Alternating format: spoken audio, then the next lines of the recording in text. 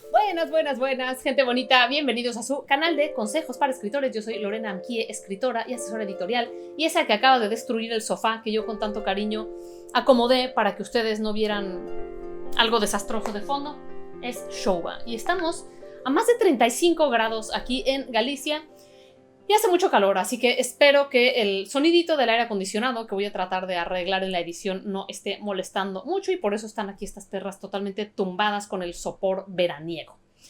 Muy bien, el tema de hoy es un tema delicado que tiene que ver con la corrección política y con la inclusión.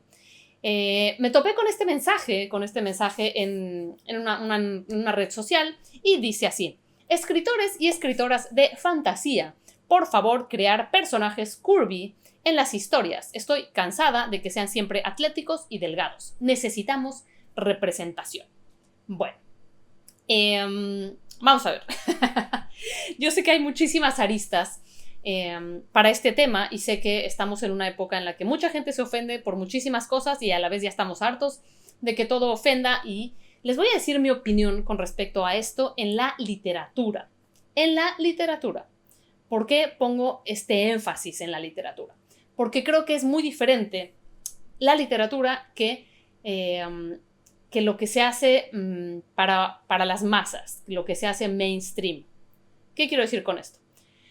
Que es diferente que todas las modelos que todo el mundo ve forzosamente, aunque no quiera, de manera involuntaria, simplemente por ir caminando por la calle, ves el póster, ves los comerciales, ves los anuncios en todas partes de modelos. Cuando yo era adolescente, las modelos que estaban de moda eran Kate Moss y otras parecidas que pesaban 35 kilos y que todas parecían tener algún trastorno de la alimentación, y muchas en efecto lo tenían, estaban en los huesos y ni siquiera se veían sanas, ¿no? No tenían curvas y no tenían músculos, simplemente eran puro hueso y ponían nerviosa. Era el look heroin chic, o sea, un look de drogadicción, tal cual, de drogadicción elegante, no sé, sería alguna manera extraña de traducirlo.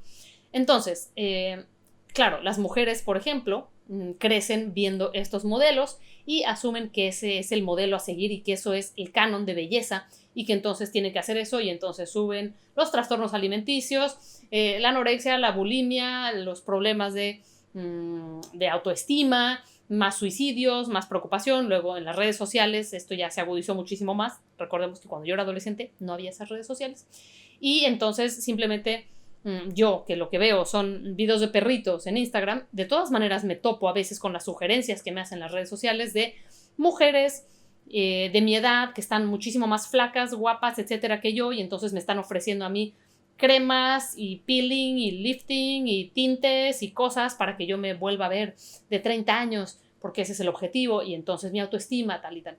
Las cosas que se hacen mainstream, las cosas que se hacen para todo el público en general y que van a llegar a un público masivo, yo sí pienso que hay que tener más cuidado, ¿no? Que sí se necesita representación. Por ejemplo, las bases de maquillaje hasta hace muy poco tiempo estaban basadas en el canon de la mujer blanca, de la mujer anglosajona. Entonces, mujeres de tez más morena, de tez aceitunada, de colores de piel de distintos tonos, no encontraban fácilmente una base de maquillaje que se adecuara a su color de piel. Pues sí, claro que está bien que haya conciencia de la diferencia y que existan bases de todos los colores, lo mismo que existan productos para toda clase de pelo, lo mismo que exista ropa para toda clase de persona, por supuesto que sí. Ahí estoy totalmente de acuerdo. Y estoy totalmente de acuerdo en que las modelos las haya de todas las tallas, para que uno pueda asumir que la belleza puede ser de todas las tallas. Bueno, ni siquiera voy a entrar en el tema del mundo de la moda y las modelos, porque creo que me desvía un poco, pero lo que quiero decir es que el mainstream sí tiene que tener cuidado con esto, que yo sí entiendo por qué en historias de pronto se han hecho modificaciones para que haya inclusión de otras razas o de otros tipos de personas, aunque sean adaptaciones de obras antiguas.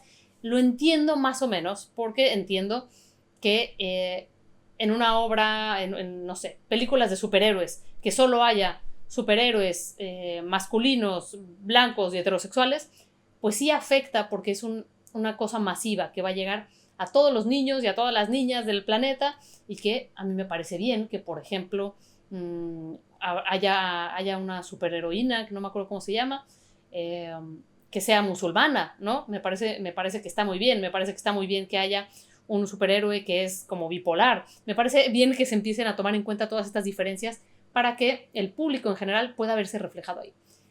¿Por qué en la literatura yo diría que no? Porque este tipo de mensaje, si a mí me escribiera alguien, oye, en tu novela no hay ninguna persona negra, o en tu novela no hay ninguna persona de descendencia tal, o en tu novela no hay ninguna persona con alguna enfermedad de pues yo diría, eso yo como artista no creo que se lo debo a nadie.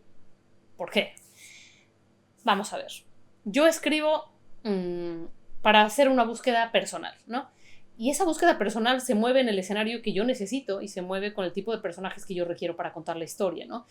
Además de este mensaje, ya he tenido otro tipo de mensajes donde me ponía alguien, oye, mi novela tiene que pasar el test de Bechdel. El test de Bechdel es un test que se hizo para analizar películas de Hollywood, o sea, mainstream, productos masivos, para ver si pasaban un mínimo que hubiera una representación mínima femenina. Y para esto tenía que haber más de una mujer en la historia, que tuvieran nombre propio, que en más de una escena aparecieran ellas hablando entre sí de algo que no fueran hombres, ¿no?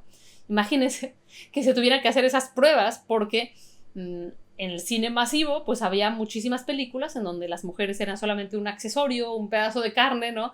Para los protagonistas masculinos importantes, y con esto, por ejemplo, puedo pensar en casi todas las películas de James Bond bastantes de los 90, en donde las mujeres solamente son accesorios ahí, ¿no? Entonces este test se hizo, lo hicieron bueno, ustedes lo pueden buscar en internet, si no, de nuevo me voy a desviar un montón, y alguien me preguntó si su novela tenía que pasar el test de Bechdel. O sea, estaba escribiendo una novela acerca de una búsqueda personal de un hombre, y me preguntaba si tenía que tener por lo menos 3 mujeres que hablaran de tal y tal y tal. Y le dije, es que no, yo no pienso que tu novela tiene que responder a ninguna clase de corrección política o obligación de representación o de inclusión de nada. El arte en general no debía de estar supeditado a la corrección política ni a esta clase de temas de inclusión, ¿no? Incluso inclusión, bueno. Cuando ustedes se topan a veces con adaptaciones, les irrita un montón que de repente los elfos, que siempre habían sido blancos, sean negros, aunque sea un invento de alguien, ¿no? Aunque no existan en la realidad. O en series, por ejemplo, como Friends, que en su momento fueron muy populares, hoy ya se les encuentran todos los defectos y dicen, están en Nueva York y no salen personajes de otras etnias, nunca, ¿no? Y creo que sale una persona homosexual que es patinador de hielo, patinador artístico, y es como un cliché total. Y entonces hoy se les está atacando en retroactivo, ¿no? Diciendo, mira, no había inclusión, no estaba bien. Y hoy eso ya no pasaría. En el momento en que se hizo esa serie, pues no se tenía esa conciencia y esa corrección política. Si se volviera a hacer esa serie hoy, me parecería bien que se incluyeran más etnias y que se tomara en cuenta que en Nueva York hay gente de todas partes del mundo. Por supuesto que sí. Por supuesto que sí, pero en tu novela personal que tú estás escribiendo en tu casa, tienes que ponerte a inventar o a insertar personajes que tu historia no necesita y que no están justificados por la historia para cumplir con un canon mínimo de inclusión. En mi opinión, no. En mi opinión, esa es tu búsqueda y tu búsqueda es como tiene que ser, ¿no? Pero bueno, estamos hablando de eso, ¿no? De obras que surgen como una búsqueda personal. O sea, de nuevo, estamos hablando de lo que yo consideraría literatura, o por lo menos un intento de literatura. Entiendo que este tipo de literatura masiva, cada vez que digo masiva pienso en los impuestos y en más IVA, pero bueno, no. Literatura masiva, entiendo que haya chicos y chicas, sobre todo en literatura juvenil. Creo que también ahí hay una arista distinta que con la literatura para adultos. Yo en la literatura para adultos puedo elegir lo que yo quiera leer y puedo dejar un libro y puedo encontrar cualquier clase de cosa que me dé la gana leer y sentirme representada con lo que sea que yo escoja. La literatura juvenil masiva, que es la que se pone más al alcance de los adolescentes, pues puede ser un poquito más delicado que todos los protagonistas sean iguales o que todas las protagonistas sean, pues, lo que hemos visto en Disney hasta hace algunas décadas, ¿no? Las princesas pasivas, que aunque la historia se llama como ellas pasan toda la historia dormidas hasta que un príncipe viene y las salva.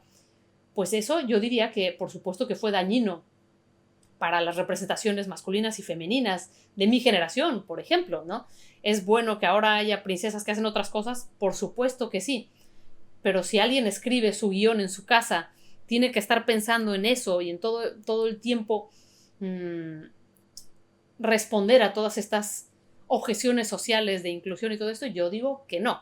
Cuando ya se ve que se va a convertir en una película masiva que va a llegar a todos los niños de todas partes, pues tal vez ahí cambia un poco la cosa. O sea que cuando ya es una cosa más comercial que va a llegar a la población en general, yo creo que sí se tiene que tomar en cuenta, y también creo que hay que pensar que cuando estamos haciendo literatura juvenil o infantil, no voy a decir que tenemos más responsabilidad, porque no me gusta el tema moralista del asunto de tener responsabilidad, pero sí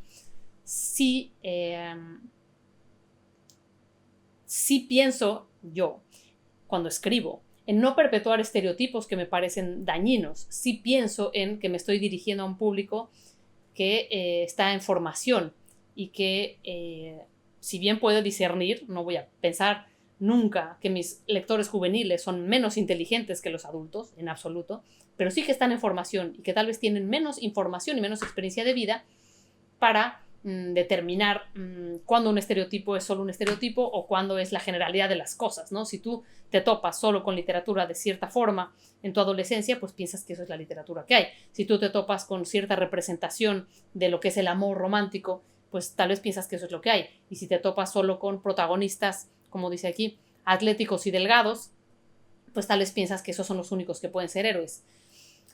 Pero vuelvo al tema, ¿eso debería de ser responsabilidad del autor o no? Pues ahí les dejo esa pregunta.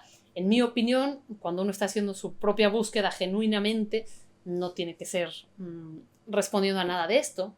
Cuando el arte empieza a responder a todo esto, ya empieza a entrar en el terreno de la censura.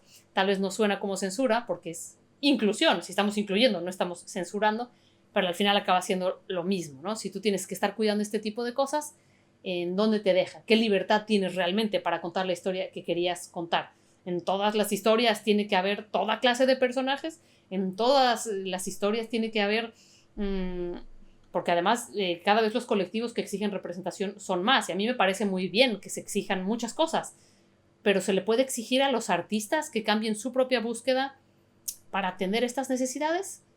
Yo creo que a menos que sea masivo, no. Esa es mi postura, pero me encantará leerlos y debatir de manera educada, y ya les advierto que a la gente que por no estar de acuerdo conmigo me insulta o insulta a otros usuarios, pues sí la bloqueo de mi canal, igual que sacaría de mi casa a alguien que insulta a mí o a otro de mis invitados simplemente por tener una opinión distinta. Muchísimas gracias por escuchar y nos vemos pronto.